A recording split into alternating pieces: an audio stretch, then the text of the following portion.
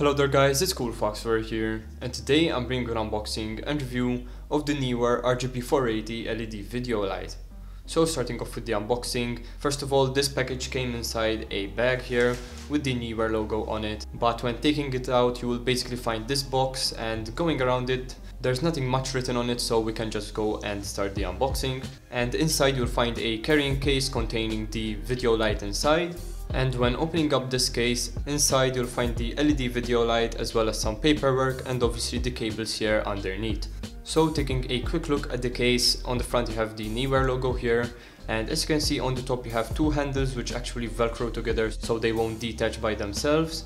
And looking at the zipper here, these do seem of pretty good quality actually, and I would say that these will hold up pretty well. But other than that, opening it up, inside all you will find is a space for the LED video light as well as some cable holders here, which are also very good for transporting the video light. Obviously the cables won't damage it if they're inside of these holders here, so this is a really good addition to see. So now going through the paperwork, this is all you will basically find inside. So here you have a pretty long instruction manual actually, which is really good to see. Obviously it should show you all the basics and show you everything that the light can do.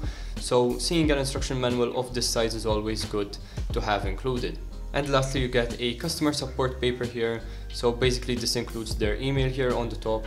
And opening it up you have a few different languages inside, and you also get their email listed again, so if you're not satisfied they do encourage you to send them an email.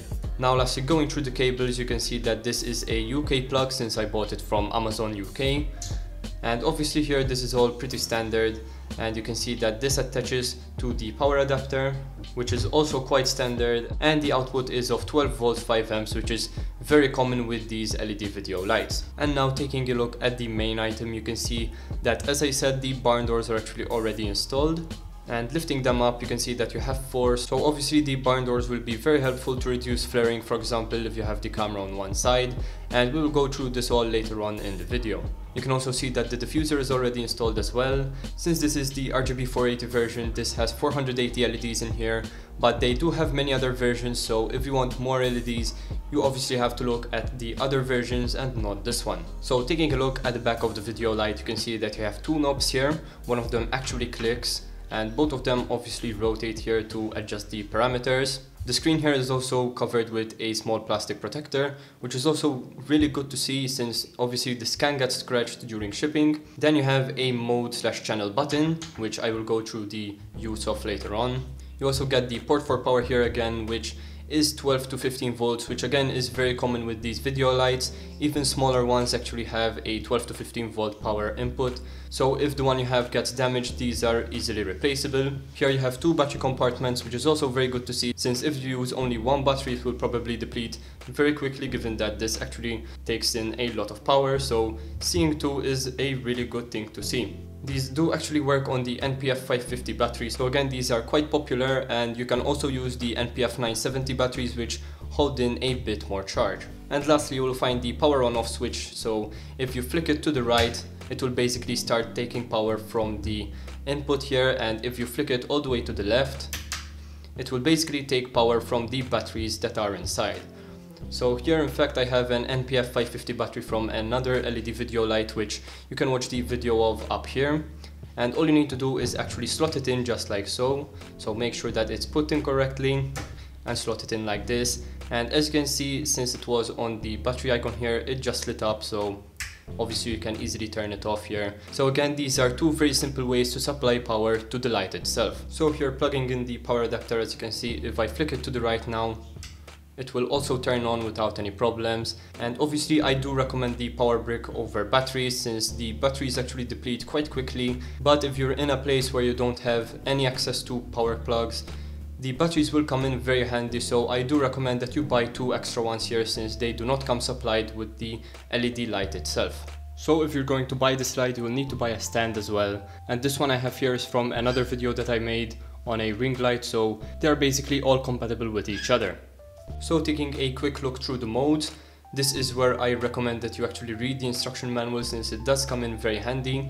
Basically you have three modes here. You have CCT for color temperature, you have HSI for the hue and saturation, and you have scene for different scenes that are pre-built into the LED video light itself. So firstly, taking a look at the color temperature mode here, you basically have the color temperature adjustment with the left knob, and as you can see, you can go from 3200 Kelvin all the way up to 5600 Kelvin, and you can change the intensity here with the right knob all the way from 100% to 0%. Now going to the next mode here, which is the hue and saturation settings. Pressing the left knob here will change from the hue to the saturation sliders. So obviously you have to press on this button to change the hue and saturation.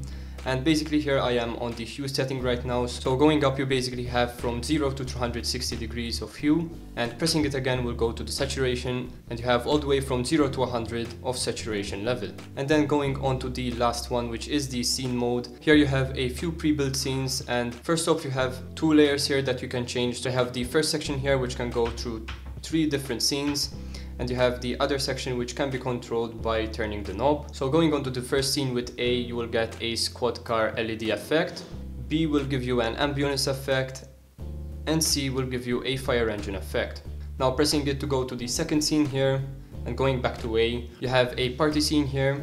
Going on to B, you have a fireworks scene, and going on to C, you have another fireworks scene with different lighting effects. And going on to the last scene, A, you will see that you have a lightning scene. Going on to B, you will see that you have another lightning scene. And going on to C, you will see that you have a screen effect here. So this will, for example, mimic a TV screen. Now taking a quick look at the channels, if you hold down the mode channel button, you will basically be able to change the channel that you're on. So this is very useful, since if you have different scenes that you want to light up very quickly, you can basically assign them to different channels here. So I would recommend using 1 through 8, and channel 0 is basically the backup channel, so you would have to use the all button on the application. So the app itself is simply called Neewer, and once you install it and open it up, it will ask you to create an account. And basically I did have a few problems with this, since when I put in my email address and pressed on get code, it did take a while to send it, and at first it was saying that there was a network issue, which basically wasn't really the case, since the email itself actually arrived a bit later. So again, I do not really know if it's from the app itself or something to do with my network. But anyways, going into the app itself, here you can see that you have multiple screens here. So basically these will be categorized depending on how many products you have. And all you need to do is first go into My Devices and press on the plus button. The Neewer RGB480, since this is what this is, will come up, since the Bluetooth settings are always on. And pressing on it, it will connect right up without any problems. Now once you do this, the Bluetooth icon on the LED video light itself doesn't keep on flickering since it's connected. And now all you need to do to control it is actually click on it, and the LED video light will start up right away, obviously depending on the settings that you put in. There is virtually no lag between the color settings here, for example, and you can see the sliders changing as well depending on the tone of the color that you're choosing. So here you can see the color changing on the barn door side here. Obviously I will not point it directly at the camera since you won't be able to see anything, but you can tell that moving around the color picker here quickly adjusts the LED video light itself. And as you can see, if you go onto hue, for example, here and change the hue, it will be adjusted as well. You can see that the color picker is also changing here and moving, obviously depending on what saturation level it's at. BRR here will basically change the brightness of the video light itself, and CCT will basically change the color temperature, which also works instantly. And now you can also click on the different scenes here automatically, which is very easy to do.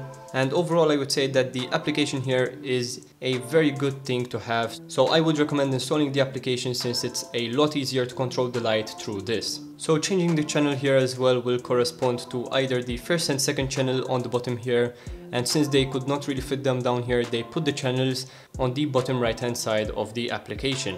So as you can see, going through the channels here, you can tell that it's moving also in the application itself. And once you have a different setting, you will be able to go back to it very easily by clicking on it. So that is it for this video, guys. I hope you enjoyed. If you did, please leave a like and subscribe for more content. This was CoolFox, and I'm out. Peace.